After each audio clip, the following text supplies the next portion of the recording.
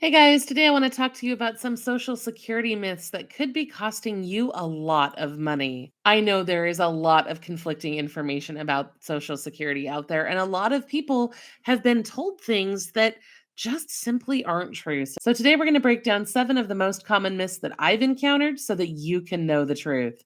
But first, I just want to remind you that our partner chapter offers free Medicare help to those who need it. It is super easy. It takes just 20 minutes on average, and people are saving, I think they said over $1,000 on average, which is huge. If you don't already know, you should be checking your Medicare plan every year because they change so radically. And it's important to make sure that you are getting the right coverage, and they can help you do that. Just give them a call at the number that you see there on screen. Now, let's dive into that first Social Security myth, and that is that the program will disappear in 2034. We're hearing this from a lot of different sources. And the way that a lot of news outlets are framing it makes it sound like the entire program is just going to disappear overnight one of these days. And that fear really affects the way that people approach Social Security. It makes them feel like they need to grab whatever they can as soon as possible. And we're seeing that in the statistics because they show a surge of people applying for early retirement, trying to get what they can when they still can, I guess. But the reality here is that Social Security is mostly funded through payroll taxes, which are collected from workers and employers. The trust fund is an extra savings account that's used when those taxes aren't enough to cover all the benefits. It is true that the trust fund is currently slated to run out of funding sometime in 2034. However, the Social Security Administration isn't just going to disappear when that happens. They estimate that at least 77% of benefits would still be paid after that time if nothing changes. And we know that it probably will because Social Security is a critical program. And I don't think there's any lawmaker out there that would want to be responsible for that program going under, which is why Congress usually steps in to protect it. Now, it may be at the 11th hour. We've seen a lot of 11th hour moves in our government. I mean, we're currently in a shutdown at the time that I'm recording this, but even still, Social Security payments are still going out on time. So it's important to recognize that some sort of action will most likely be taken to shore up that shortcoming and make sure that Social Security continues as promised. And this matters. It's important that you know this because if you claim early out of fear, you're permanently reducing your monthly check. If you claim at 62 instead of 67, you could lose about 30% of your monthly benefit for the rest of your life. I know a lot of people think, well, if I claim it at 62, when I hit my full retirement age, it'll go up. That's not the way it works, though. That's another myth. So let's talk about another myth. You can't work while collecting Social Security. This is also not true.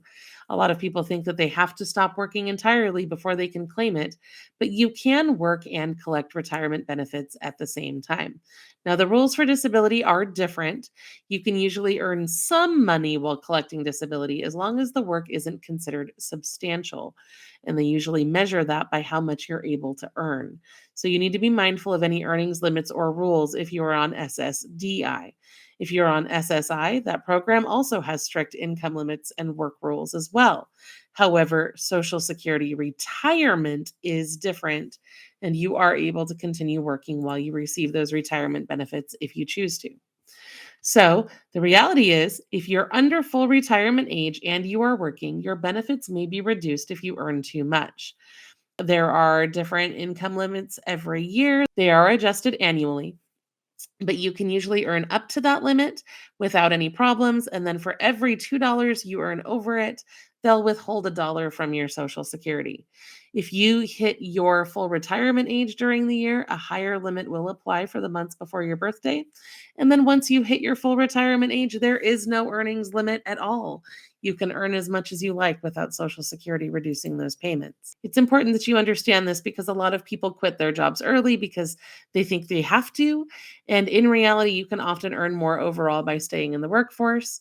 And working longer can also increase your Social Security record since it's based on your highest 35 years of earnings. This third one is one that we're hearing about a lot lately, and this is the myth that Social Security benefits are not taxed. Many seniors assume that Social Security is always tax free, but that is not the case. I know this has become a lot more complicated after the passage of H.R. 1, also known as the One Big Beautiful Bill Act. because it included a new tax credit for seniors. That wasn't a removal of the tax on Social Security, that was an addition of a new tax credit that can offset any taxes that you would have owed. And it's important to note that that tax credit is also supposed to be temporary, which means that it's not going to be a long term solution. So, the reality, of course, is that if you have other forms of income, up to 85% of your benefits can be taxed. The way the IRS explains this on their website is that you should take half of the Social Security money that you received during the year and add it to any other income that you receive. That other income could include things like pensions, wages, interest, dividends, capital gains. And if you add that up and your total comes to more than $25,000 and you are single, then part of your Social Security benefits may be taxable. If you are married filing jointly, then you take half of your Social Security, half of your spouse's Social Security, and add that to all of your combined income. And if that total is more than $32,000, then part of your Social Security may be taxable as well. I know this is complicated. There's a great page on the IRS website that breaks this out really simply. And of course, you can always consult with a tax professional as well. I am not a tax professional.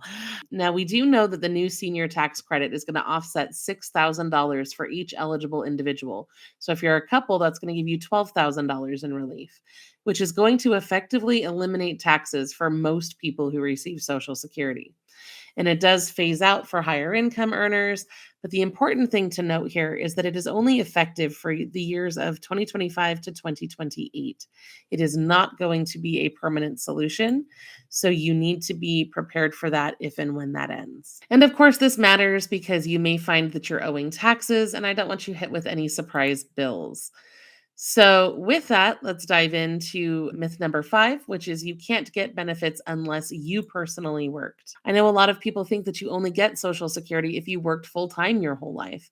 And people think that if they don't have a personal work history, they're not going to get anything. That's a problem because it means that a lot of widows, widowers, and divorced spouses may not realize that they qualify even if they weren't working. But the reality is that Social Security provides spousal and survivor benefits even if you never worked. You may still qualify based on your spouse's or ex spouse's record if the marriage lasted at least 10 years. There are all sorts of different rules for these programs. They are very complicated, but I wanted you to know that they are available to you so that you don't just assume that you are out of luck. I know a lot of people are missing out on money that they could legally claim. So always check with Social Security to uncover any benefits that you may not realize you're entitled to. Myth number 6 is an especially painful one. And this is the myth that Social Security replaces all of your income or that it's enough to retire on by itself. I know a lot of people are banking on this and they think that Social Security is going to cover all of their expenses. But as a lot of people have found out the hard way, it's just not enough. The unfortunate reality is that the Social Security Administration says that the benefits should replace about 40% of your average pre retirement income. Even if you're a higher income earner, you're only going to get a partial replacement here. It's designed to be a safety net, not necessarily a full retirement plan. And that can make life really, really hard if you find that you don't have other options. That's one of the reasons why low income relief is here. We do a lot with helping seniors connect with other forms of assistance like SSI, SNAP, and other forms of help that may be able to help you with your expenses if you don't have other forms of income beyond Social Security. And of course, myth number 7 is that prevailing myth that you have to claim it immediately or else at that early retirement age. And that is really hard because we did a video on this recently about how so many people are falling for this. You can file as early as age 62, but it's not your only option. And it comes with a steep penalty, which is around a 30% cut, like we discussed earlier. Now, your full retirement age will depend on your birth year. It's age 67 for those born in 1960 or later.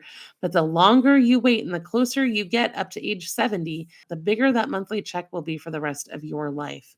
So, if you find yourself unable to work at age 62, I would recommend that you look into something like disability instead. Even though it's got more hoops to jump through, it can help you out over the long term. And we did another video on this recently that I would recommend that you go watch if you find yourself in that situation. So, With that, I just want to remind you that our sponsor chapter is available to help you with your Medicare questions. They are the best Medicare experts I have ever spoken to. They have all sorts of amazing databases that can help you make sure that you are getting the absolute best coverage out of your benefits. They have a beautiful five-star rating on basically every service I've ever checked, but especially reviews.io, where people just love to talk about the ways that they have been able to save money and get help from this organization. So feel free to give them a call. I believe they are currently booking appointments for people who are going to need help choosing the right plan as we move into this new open enrollment period. So go ahead and give them a call. I will be back soon with more ways that you can save money and get free stuff. I will see you again soon.